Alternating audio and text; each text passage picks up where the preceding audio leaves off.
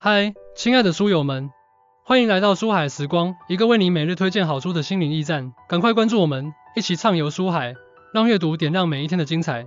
今天，我怀着无比激动的心情，向大家介绍一本在中国现代文学史上熠熠生辉的经典之作《金锁记》。这本书由著名作家张爱玲创作，她以细腻的笔触和深刻的洞察力，描绘了一个被命运和欲望禁锢的女性形象曹七巧。《金锁记》不仅仅是一个故事，它更像是一面镜子，映照出我们内心深处那些被忽视的欲望、恐惧和挣扎。张爱玲用她独特的视角，揭示了人性中最真实、最复杂的一面。这本书的价值在于，它不仅让我们看到了一个时代的缩影，更让我们反思自己的生活态度和价值观。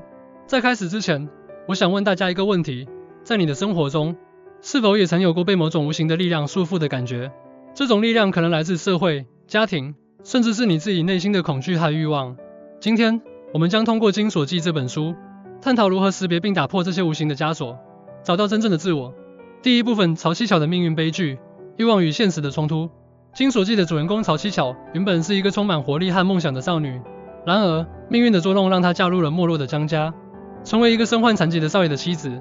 在这个压抑的环境中，七巧的内心逐渐被扭曲，她开始用金钱和权力来填补内心的空虚，最终成为一个冷酷、专制的女人。张爱玲通过曹七巧的命运，揭示了欲望与现实之间的深刻冲突。弗洛伊德的精神分析理论指出，人类的欲望是推动行为的重要动力。然而，当欲望无法得到满足时，人们往往会采取极端的方式来应对内心的焦虑和不安。七巧的悲剧在于，她无法正视自己的欲望，也无法找到健康的方式来满足这些欲望，最终导致了自我毁灭。在现实生活中，我们每个人都会面临欲望与现实的冲突。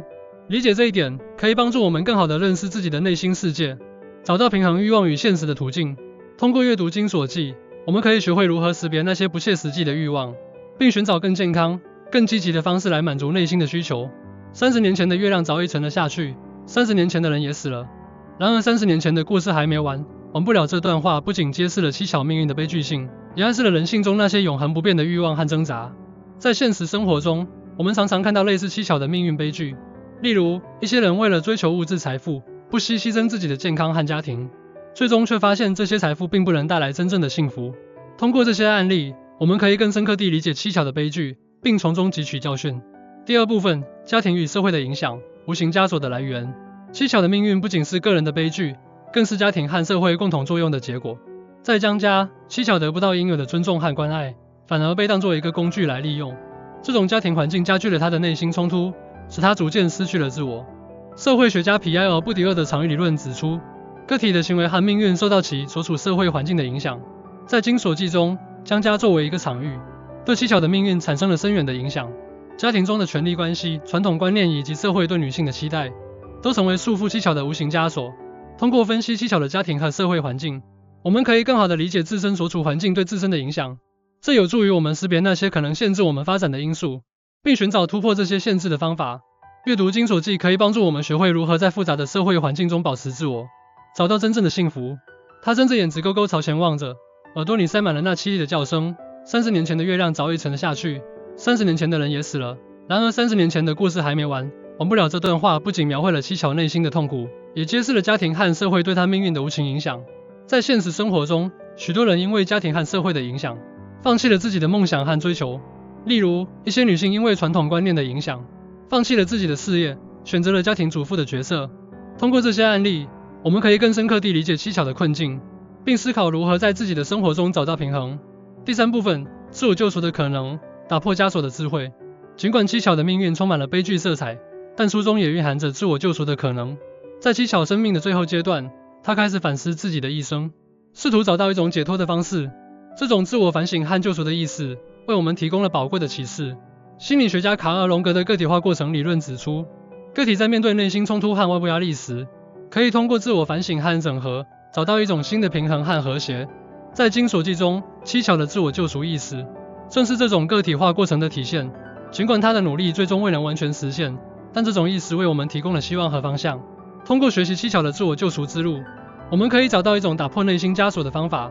这包括正视自己的内心冲突，寻求专业的心理帮助，以及通过艺术、文学等方式表达内心的情感。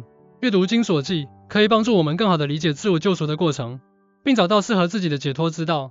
他突然坐起身来，睁大了眼睛，直勾勾地望着前方。他仿佛看见了自己的一生，那些痛苦的、扭曲的、绝望的日子。他终于明白，自己的一生是被自己毁掉的。这段话揭示了七巧内心的觉醒，也为我们提供了自我反省和救赎的契机。在现实生活中，许多人通过自我反省和救赎，找到了新的生活方向。例如，一些曾经迷失在物质欲望中的人，通过冥想、瑜伽等方式，重新找回了内心的平静和满足。通过这些案例，我们可以更深刻地理解自我救赎的意义，并从中汲取力量。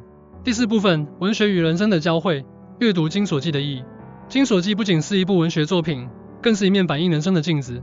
通过阅读这本书，我们可以更深刻地理解人性的复杂和命运的无常。这本书的价值在于，它不仅让我们看到了一个时代的缩影，更让我们反思自己的生活态度和价值观。文学作品中的人物和情节，往往是我们内心世界的投射。通过阅读文学作品，我们可以更好地认识自己，理解他人。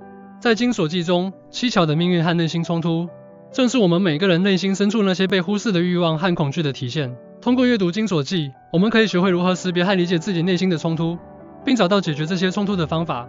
这本书可以帮助我们更好地认识自己，理解他人，并在复杂的社会环境中保持自我，找到真正的幸福。